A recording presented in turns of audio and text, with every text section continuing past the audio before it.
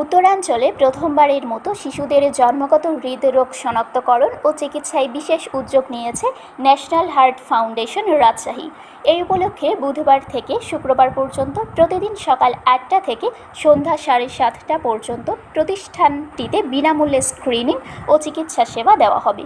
এই কার্যক্রমে অংশ নিচ্ছেন চীনের বিশেষজ্ঞ চিকিৎসক দল এবং জাতীয় হৃদরোগ ইনস্টিটিউট ও হাসপাতালের বিশেষজ্ঞরা। মঙ্গলবার বেলা 11:30টায় নগরের বাকির মোড়ে ন্যাশনাল হার্ট ফাউন্ডেশন রাজশাহীতে আয়োজিত সংবাদ সম্মেলনে এ তথ্য জানানো হয়।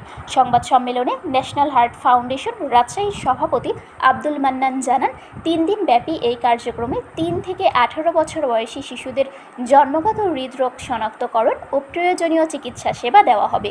এজন্য 10 থেকে 19 জুলাই পর্যন্ত নিবন্ধন কার্যক্রম পরিচালনা করা হয়।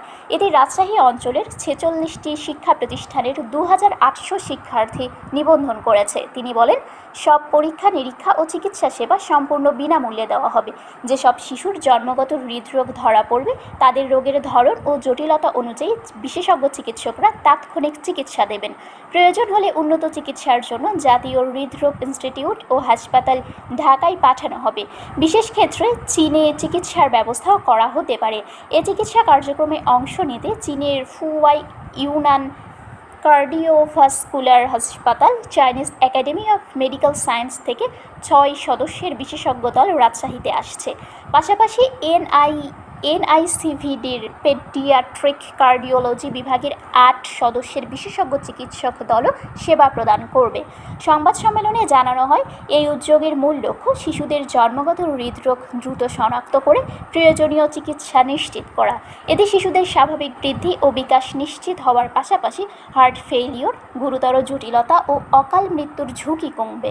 সংবাদ সম্মেলনে ন্যাশনাল হার্ট ফাউন্ডেশন রাজশাহীর সাধারণ সম্পাদক খন্দকার মিজানুর রহমান খোকন, সহসভাপতি হাসান আলী, পরিচালক ও চিফ কনসালটেন্ট অধ্যাপক ডক্টর রইস উদ্দিন মণ্ডল, পরিচালক অধ্যাপক হবিবুর রহমান, যুগ্ম সম্পাদক মোহাম্মদ লিয়াকত আলী, নির্বাহী সদস্য ডক্টর ওয়াসিম হোসেন, এনামুল হক এবং প্রচার ও জনসংযোগ সম্পাদক ইমতিয়াজ আহমেদ শামসুল হুদা সহ অন্যান্যরা উপস্থিত ছিলেন।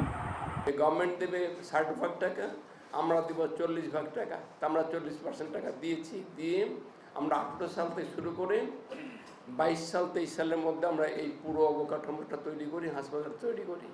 এরপরে প্রফেসর রশিদানা মন্ডল, যিনি এখানে chief consultant, professor Habibur Rahman, Hasan Ali এবং সকলের প্রচেষ্টায় আরও কিছু স্থানীয় টাকা সংগ্রহ করে এটা রূপসজ্জা করা হয়। রূপসজ্জা করে আমরা নভেম্বর 2024-এ পূর্ণাঙ্গ একটি হার্ট হাসপাতাল হিসেবে যাত্রা শুরু করি। এখানে আমাদের ধরেন আইসিইউ আছে 6টা। শারমিন শিমু, বরেন্দ্র টেলিভিশন।